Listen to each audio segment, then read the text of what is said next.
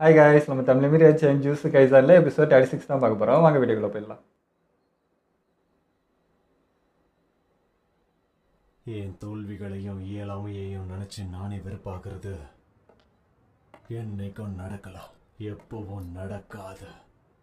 அதுக்கு என்னோட வாழ்க்கை இடமே இல்லை. அப்பா எப்பயாவது வந்தாரு பார்க்குறாரு இப்போதான். அதுக்கு பதிலாக நான் இந்த அளவுக்கு எங்களை ஆளாக்குன அந்த தீய சக்திகளை தைரியமாக எதிர்கொள்வேன். காப்பாற்றுங்க ஐயா எல்லாரையும்.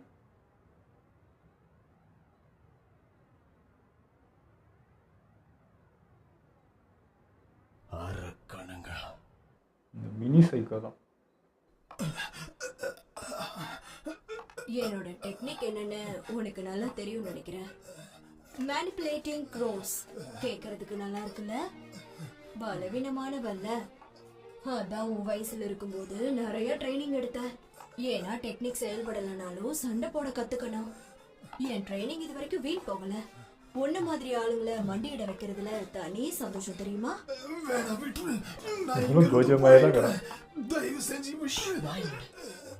அக்கா பேசும்போது கேட்டுக்கணும், பேசக்கூடாது.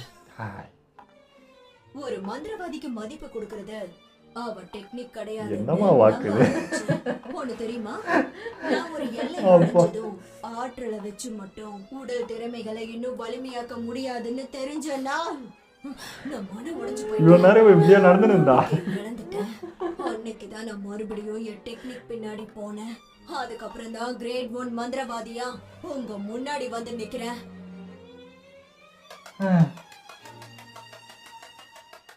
என்னடா அக்கா பேசிட்டாங்க. கையை தட்டு. முடியாதுப்படா. சரி, இப்போ உன்னை கொல்லுவோம். போர் அடிச்சது, அதான் டைம் பாஸ் பண்ணிட்டு இருந்தேன். என்ன மன்னிச்சிடுங்க. இனிமே நான் வாழ்க்கையில தப்பு பண்ண மாட்டேன். என்ன உயிரோட விட்டுரு. ஓய் உயிரோட மதிப்பு என்ன சொல்லு? ஒரு உயிரோட மதிப்பை நம்ம எப்படி மெஷர் பண்ணுவோம்னு தெரியுமா? தெரியும். அது உங்க வாழ்க்கையில அவங்களுக்கு என்ன மதிப்பு இருக்குன்றத பொறுத்தாக்கா. நல்லவன் கெட்டவன் சொல்ல மாட்டியாடா? நீ சொல்லு. என்ன சொல்லு? உயிருக்கான மதிப்பை உன்னால நான் கேட்டதும் மெஷர் பண்ணி உன்னால சொல்ல முடியல அப்படின்னா நீ தோத்துட்டேன்னு தானே அர்த்தம். அதே போல என் வாழ்க்கையில இன்னொருத்தருக்கு இருக்கிற முக்கியத்துவத்தை பொறுத்துதான் நான் அவங்கள மதிப்பேன். கிட்டாதுரியா தான் விட்டுருப்பான். சூப்பர்.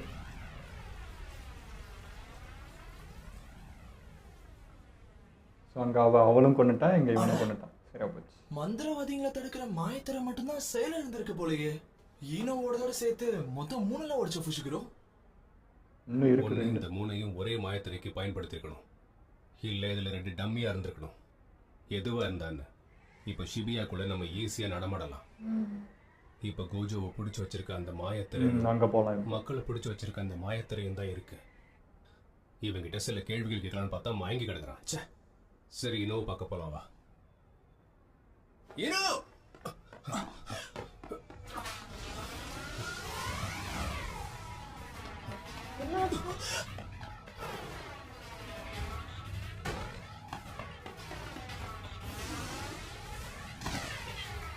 கீழே விழுந்துட்டு இருக்கான். ஒன்னே தோஜி கிட்ட ஃபைட் பண்ணோம். மாயத்தர செயல் எழுந்துருச்சு. இப்போ என்ன பண்ணலாம் பாட்டிமா? என்ன என்ன என்ன என்ன பண்றது? அந்த கோஜோ நம்ம வழிக்கு வராம இருக்க என்ன வேணாலும் பண்ணலாம். அதனால மிச்சம் மீதி இருக்கிற மந்திரவாதிகளை கொண்டுட்டு வா. பேராண்டி,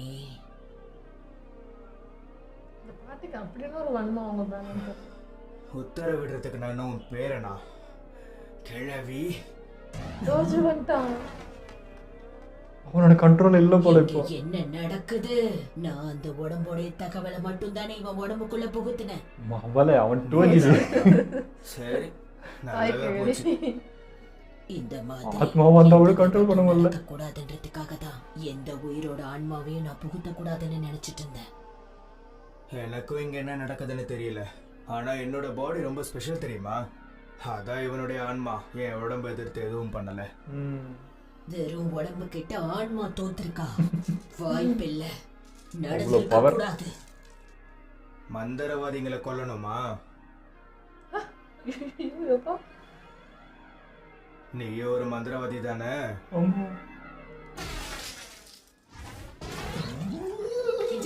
சொன்னனே இருக்குதுலயே மோசமான வந்துறான். அவன் கண்ட்ரோல தான் இருப்பா, யார் கண்ட்ரோலும் இருக்க மாட்டான். நீதா கூட ரெண்டு பக்கமும் சேதா இருக்கும்னு நினைக்கிறேன் கோஜி வந்தா. அவர் ஃபுஷிகுரு குரூப்பை விட்டு போனதுக்கு அப்புறம் நடந்திருக்கணும். அப்படின்னா அவங்களுக்கும் பிரச்சனை தான். நோவாரா, நீ அக்காரிய கூட்டிக்கிட்டு இஜிஜி கிட்ட போ. நம்மளால போன்ஸை யூஸ் பண்ண முடியாது. அதனால தான் சொல்ற அசிஸ்டன்ஸ் இல்லாம எதுவும் நடக்காது. ஆவியா அந்த கிறுக்கன் கோஜ தோக்க வாய்ப்பில்லைனாலும் இங்க நிலைமை கொஞ்சம் வினோதமா தான் இருக்கு. அதனால இங்க எல்லாத்தையும் நான் பாத்துக்கிறேன், நீங்க கிளம்புங்க. இந்த கிழவை வேற கொட்டையை விட்டு கடுப்பேத்துறான். எதுவுமே பண்ண மாட்டேன்றாரு. சரக்கு இருக்கா? அவனை கண்டுக்காதீங்க, கிளம்புங்க. சரி. மாயத்தரை விட்டு அவங்க போயிட்டாங்கன்னா மீசையெல்லாம் முருகனதை பார்த்து இதை பண்ணுவார்னு பார்த்தா ஒன்றும் காணும். ஈனோக்கு எப்படி இருக்கு? நிலைமை மோசமா தான் இருக்கு. ஆனா இன்னும் சாகல. அவனுங்களை அடிச்சே கொல்ல போறேன். இத்தாதுரி, கொஞ்சம் கோவப்படாம நிதானமா. கோஜிடா வந்திருக்கு. இப்ப நம்ம என்ன பண்ணணும்னு யோசி. கோஜோவை காப்பாத்தணும். மாயத்திர செயலிழந்துருச்சு. அப்படின்னா மேல இருந்தவங்களும் நேரம் தப்பிச்சு ஓடி போயிருப்பாங்க. ஈனோவை கூட்டிட்டு நான் மாயத்திரையை விட்டு போறேன்.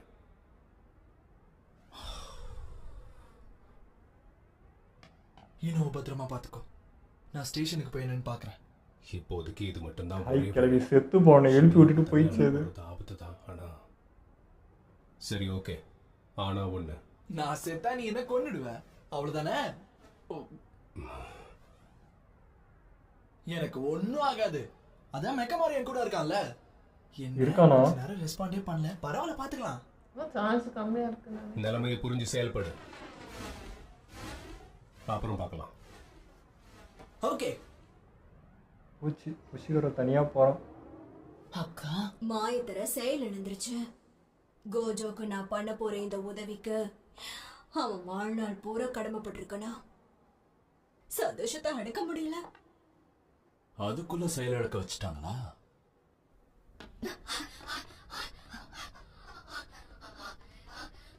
உனக்கே அப்பா வரான்டா டோஜி. சுகுர சூட்டு போட்ட பொண்ணு இங்கதான் இருக்கடா. இந்த மினி சைக்கிள் வந்துச்சா? உன்னை பார்த்தேன். எல்லாம் ஆம்பளைங்களா போயிட்டாங்களா?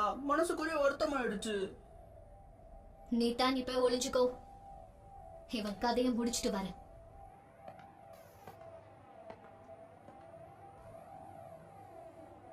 எல்லாரையுமே கொண்டு வச்சான். பங்க முறையில ஒளிஞ்சுக்கிற மாதிரி நடி. இது ஒரு லேடி தான் இருக்காங்க போல மிச்சம். தப்பிச்சு டோக்கியோக்குள்ள போயிடு. இவன் பேசுறத வச்சு பார்த்தா இவன் தான் இஜிச்சியை அடிச்சிருக்கணும். அதனால நம்ம கவனமா இருக்கணும். சரி, குக்கி சாக்கி, நீயும் கொஞ்சம் கவனமா இரு. என்ன குசு குசுன்னு பேசுகிறீங்க? கொஞ்சம் என்கிட்டே பேசுங்களேன். ஐயோ, அவன் மட்டும் தப்பிச்சு ஓடி போறாளே. இவகிட்ட காட்டுறான் அவன் வீரத்தை. ஆயுதம் இல்லாம என் கூட சண்டை போட வந்து தப்பு பண்ணிட்டேன். ஏய், நம்ம முன்னாடியே சந்திச்சிருக்கோம்ல. இந்த மாதிரி ஆயுதங்களை பயன்படுத்துறவங்க லாங்ல மிட் ரேஞ்ச்ல ஃபைட் பண்ணுவாங்க. அதனால அட்டாக் பண்ணிக்கிட்டே இருக்கணும். முதல்ல நீ யாருன்னு சொல்லுடா. வைக்கேடா. கத்தி மட்டும் அவ்வளவு குத்தத்துக்கு.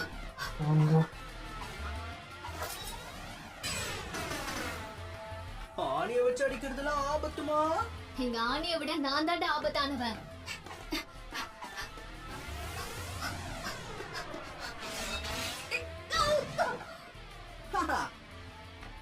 மாட்டிக்கிட்டா.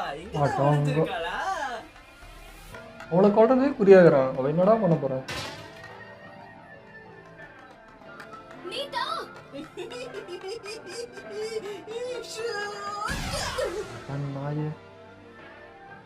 டேய் நாய்,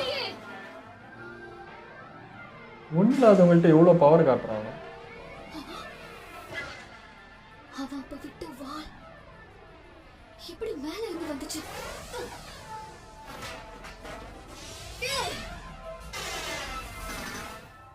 மிஸ் ஆயிடுச்சு. ஹேர் பின்.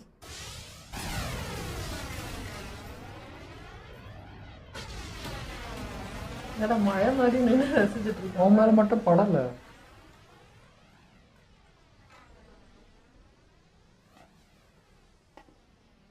ஹே நீதா, கவனம் செதறிட்டான். கத்தி மட்டும் வந்து கழுத்து திரும்பிச்சா.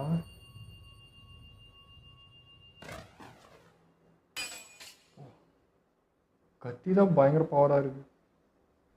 நீ சொன்ன மாதிரியே நீ ரொம்ப ஆபத்தானவ போல இருக்கு. மூஞ்சிலேயே வாங்கிட்டியா? நிக்க முடியலையா? எங்க எங்க நின்னு காட்டு பாப்போம். அது பெரிய சைக்கோட நீ ரொம்ப பண்ற வெறுப்பாகிறவன பார்த்து. பேசுன ஆனா பரவாயில்ல, முன்ன இருந்ததை விட இப்ப இன்னும் பலசாலி ஆயிட்ட. உன்னை என்னால கண்டுபிடிக்கவே முடியலன்னா பாரு. ஆனா ஒண்ணுமா, பலசாலியா இருந்தா மட்டும் இந்த உலகத்துல ஜெயிச்சிட முடியும்னு நினைக்காத. ஏன்னா என்னுடைய டெக்னிக்க உன்னால ஒண்ணும் பண்ண முடியாது. ஆக்சுவலி என் டெக்னிக் என்னன்னு எனக்கே இன்னும் புரியல. நான் இன்னும் அதே குழப்பத்துல தான் சுத்திக்கிட்டு இருக்கேன்.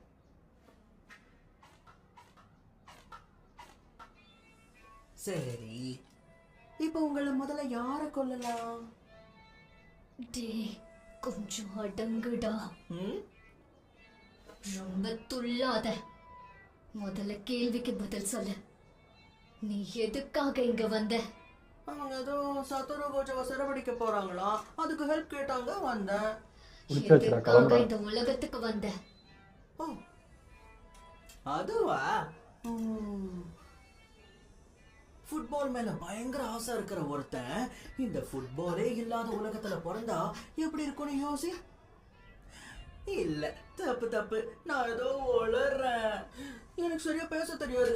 இப்ப இந்த காரணம் எல்லாம் முக்கியமா சொல்லு. அதெல்லாம் விட்டு தள்ளு. இது பண்ணா இருக்கா இல்லையா? எல்லாத்துலயும் அர்த்தத்தையே தேடினா என்ன அர்த்தம்? பண்ணா இருக்காங்கிறது தான் முக்கியம். உனக்கு பண்ணா இருக்கா? நிறுத்திடா டேய்.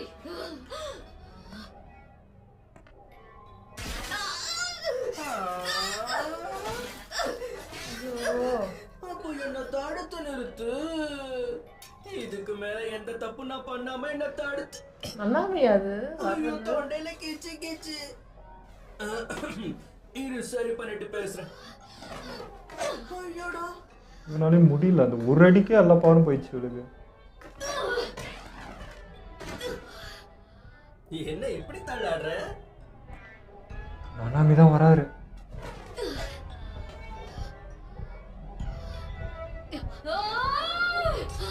வா வா.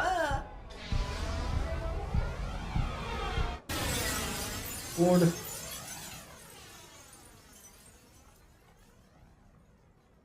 அவர் தானே அவனே செத்தடா. இங்க காட்டுறா வீரத்தை.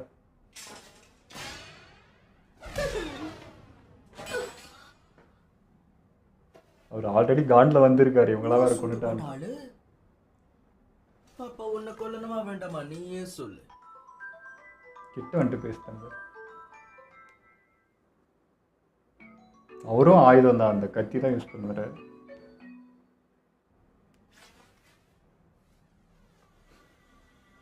ஃபுஷிகர கூட தானே இவர் ஷிபியாக்கு வந்தாரு.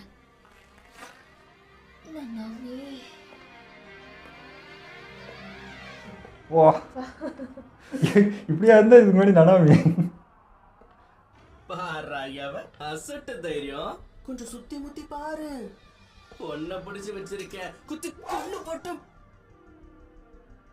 எஸ்கேப். ஐயோ, திரும்பி போயிட்டு இருக்கா. போயிட்டாளா? இவளே தான் போயிட்டு. எத்தனை பேர், எல்லாரும் எங்க இருக்காங்க? எனக்கு தெரியாது. ஒண்ணுமே ஆகல. வெட்டவும் இல்ல. எப்படி தப்பிச்சான்? மொத்தம் எத்தனை பேர்? குழந்தை மாதிரிலாம் எங்க வருது. இருக்காங்கன்னு சொல்லு.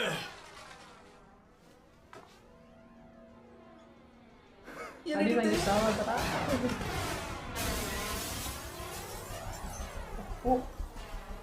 நானும் இது வரைக்கும் இந்த மாதிரி பார்த்ததே இல்லை. பயங்கர வெறியில் இருக்கிறாரு.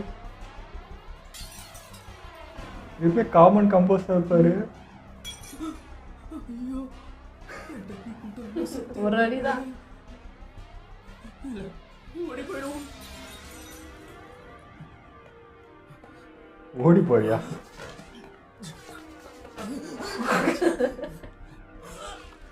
வா தம்பிங்க. மொத்தம் எத்தனை பேர்? ஓ, சொல்லு, எல்லாரும் எங்க இருக்காங்க? எனக்கு தெரியாதுன்னு சொல்றாரு. என்னடா அல்ற? வா, ஓ யாராவது போ. ஐயோ நானும் இவ்வளோ பவர் எங்கேயோ வச்சிருந்த எத்தனாலா?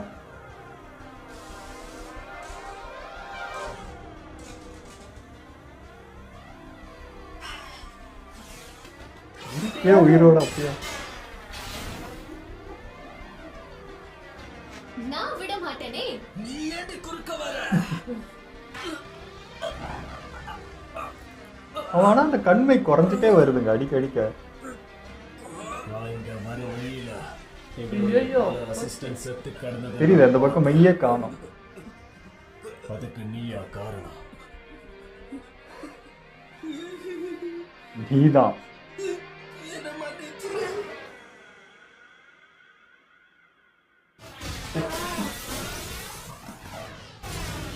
செத்துக்கடா நீ.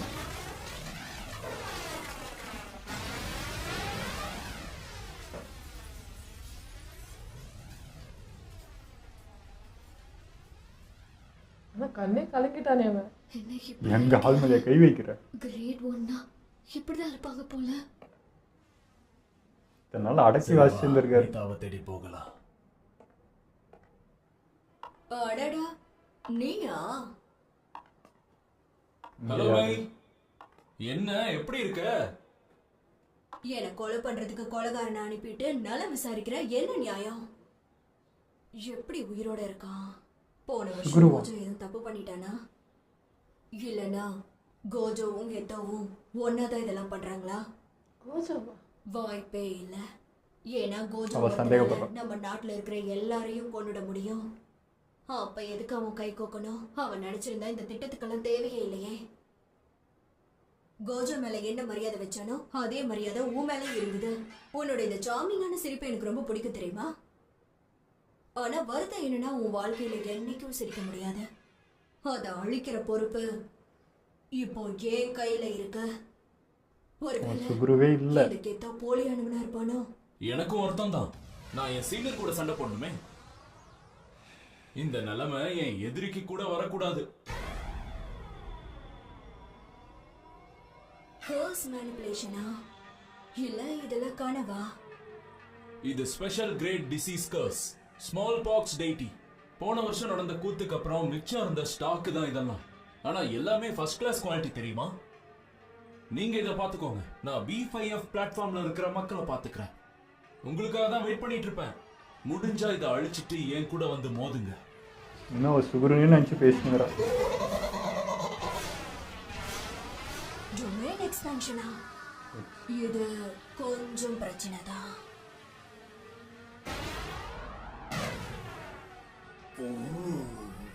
உடைச்சு வச்சிட்டாங்களா? சவப்பட்டி போல மாட்டினா. இருக்கே. அக்கா,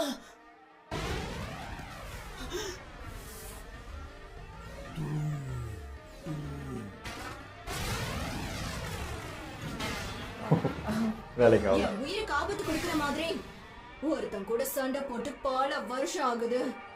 அக்கா. எதுவுமே பண்ண மாட்டியாடா? என்ன இங்க ஒருத்தனையுமே காணோம். இந்த ஸ்டேஷனுக்குள்ள பல பேர் இருக்கிறதா கேள்விப்பட்டல வந்த. சரி, எதிர்ச்சிக்கு ஒன்னும் ஆகலல்ல. ஏதோ என்னால முடிஞ்ச உதவியை நான் பண்ணியிருக்கேன். நியாயமா பார்த்தா அவனும் நம்மள மாதிரி ஒரு மந்திரவாதியா ஆக வேண்டியவன். அப்படின்னா நான் உங்க எல்லாருக்கும் சொல்ற வரைக்கும் கோஜோவை பத்தின விஷயம் தெரியாதா? அப்பதான் நாங்க அந்த பில்டிங்குள்ளேயே அடி எடுத்து வச்சோம். அதனால எங்களுக்கு எதுவும் தெரியல. சரப்பிடிக்கப்பட்டும் ஒன்றும் பண்ண முடியலன்னா அது அவராக தான் இருக்கும். நம்ம பேக்கப் வர வரைக்கும் நீங்கள் 2 பேரும் இங்கேயே இருங்க. நான் ஜெனினை கூட்டிக்கிட்டு B5F பிளாட்ஃபார்முக்கு போயிடுறேன். ஸ்டூடெண்ட் அடிபட்டிருக்கான்னு தெரிஞ்சா இன்னும் கோபமாக வரும் போலியே. ஏன் லெவலில் இருக்கிறவங்களால தான் தைரியமாக வர சண்டையை எதிர்க்க முடியும். நீ கூட வந்தா எனக்கு பிரச்சனை தான். அதனால இங்கேயே இரு. இந்த மாதிரி இல்லை இப்போ அவர். இவன் கிட்டியா இவன் உனக்கு கால்னு வெறியில் இருக்கிறானே. ஜோஜி ஹிதாதோரி, என் தம்பிங்க சாவுக்காக உன்னை பழி வாங்குவடா. இன்னைக்கு எபிசோடு வெறித்தனமா இருந்ததுங்க. எல்லா சீனும் மாசா இருந்தது. ஃபர்ஸ்ட்ல நம்ம டோஜோ அவன் வந்தது ஒரு ஷாக்கு. இந்த தாய் கிழவியே சும்மா இருந்தவனை எழுப்பி விட்டு அவன் வந்து என்ன சொல்றது அப்பதான் கண்ட்ரோல் பண்ண முடியலன்னா இப்போ ஆத்மாவா வெளியே எடுத்துட்டு வந்தாலும் அவனை கண்ட்ரோல் பண்ணவே முடியல. மனுஷனா இருந்தாலும் கண்ட்ரோல் பண்ண முடியல, ஆத்மா இருந்தாலும் கண்ட்ரோல் பண்ண முடியல. அவ்வளோ பவராக இருக்கான். என்னை கட்டுப்பத்த எவனாலையும் முடியாதுடான்ற மாதிரி அவன் ஒரு பக்கம். இந்த பக்கம் நனாமி வந்து இது வரைக்கும் இந்த மாதிரி பார்த்ததே இல்லைங்க. எப்பவுமே காமாக இருப்பார். ஒரு ஃபைட்டில் அந்த அளவுக்கு இவர் வந்து வெறித்தனமாலாம் அடித்து பார்த்ததே கிடையாது. சிம்பிளாக இருக்கும். நான் கூட சரி கோஜ் அளவுக்குலாம் இல்லை, இவர் கொஞ்சம் அது கீழே தான் இருக்கிற மாதிரி நினச்சேன். ஆனால் இன்னைக்கு வெறி ஆகிட்டார். ஏன்னா கூட இருந்த ஆளுங்கெல்லாம் கொண்டுட்டான் அப்படின்றப்போ உச்ச வெறிக்கு இருக்கார். பேச்சு கூட வேற மாதிரி இருக்குது. முன்னெல்லாம் இப்படிலாம் பேசவே மாட்டார். ஒரு மாதிரி காமாக தான் இருக்கும். இப்போ வந்து ஒரு என்ன சொல்கிறது ஆக்ரோஷமாக இருக்கார் அவர். ஸோ இங்கே இந்த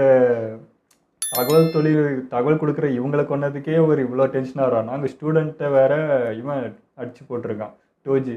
இன்னும் அது தெரிஞ்சால் அவர் டோஜிக்கிட்டே நேராக மோதுவாருன்னு நினைக்கிறேன். ஸோ இது 2 பேரும் எப்படி சார்பும் அவன் ஏற்கனவே மிருகம், இவர் இப்போ மிருகத்தனமாக மாறி நிற்கிறாரு. ஸோ இவங்க 2 பேருக்கு ஃபைட் போகுன்ற மாதிரி நினைக்கிறேன். ஆனால் இப்போ சுகுரு வந்து செத்த தான். இந்த ஆத்மா பழைய மாதிரி அவர் வரவே மாட்டார் அப்படின்னா டோஜி மட்டும் எப்படி வர முடிஞ்சிச்சு? அவனும் செத்தது தானே. எப்படி அந்த பழைய ஆத்மா அவர் கிரியேட் பண்ணி அவராகவே வந்தாருன்றது தெரியல. இல்லை அவரே கிரியேட் பண்ணலையே. அந்த தாய் கிழவி வந்து அவங்க பேரனுக்கு அந்த ஆத்மா முழுங்க வச்சு வர வச்சு சுகுருக்கும் ஒரு ஆத்மா கொடுத்து தானே அந்த உருவம் வந்திருக்கு. அப்படி பார்த்தா சுகுரு கூட பழையதா வரணும் தானே. ஆனால் வரலையே. அது நம்மளாம் கெஸ் பண்ணோம் அப்படி இருந்திருக்குமோ. அப்படி காட்டல சீன். நம்மளாம் சொன்னோம் ஒரு வேளை சுகுருக்கு இப்படி நடந்திருக்குமோன்றது. பட் சீன் வைஸ் காட்டல இல்லையா. மேபி அவனுக்கு வேற மாதிரி இது வேற மாதிரி கூட இருந்திருக்கலாம். ஸோ இவங்க வந்து அந்த டோஜோவையே வந்து அந்த ஆத்மாவே பாட்டில் சீல் பண்ணி எடுத்துகிட்டு வந்து இவங்களாம் முழுங்கி எடுத்துகிட்டு வந்தது. அங்கே சுகருக்கு அந்த ஆத்மாவை எப்படி எடுத்துகிட்டு வந்தாங்கன்றதே தெரியாது. மேபி இப்படி பண்ணதுனால இவனால் அது டேக் ஓவர் எடுத்துக்க. ஒரு வேளை வந்து டோஜியோட ஆத்மாவே கொடுத்ததுனால டோஜி வந்துட்டான். ஆனால் இங்கே வந்து சுகரோட ஆத்மா கொடுக்கல, வேற ஒன்று ஆக்குப்பை பண்ணியிருக்கிறதுனால அவனா வரத்துக்கு வாய்ப்பு இல்லையா? அப்படிதான் நினைக்கிறேன். இப்போ அவ கூட வந்து இன்னமும் சுகுரு நினச்சிதான் அவ கூட பேசிட்டு இருந்தா அந்த கோளாரி வச்சுட்டு இருந்தா. பட் வந்து அவன் வேற ஆத்மான்றதே அவளுக்கு தெரியல. அவளுக்கு வந்து யோசனை எங்கெங்கேயோ போயிடுச்சு. ஒருவேளை டோஜோ இவனும் சேர்ந்தே கோஜோவும் இவனும் சேர்ந்தே பண்ணுறாங்களோ, அது நம்ம தான் வந்து இவங்கள்ட்ட நடுவில் மாட்டிக்கணுமோ அப்படிலாம் யோசிச்சா அதுக்காக தெளிவாயிட்டான். அவன் நினச்சா இந்த உலகத்தை அவனே அழிச்சிடலாமே. இவன் ஹெல்ப்லாம் தேவையே கிடையாது.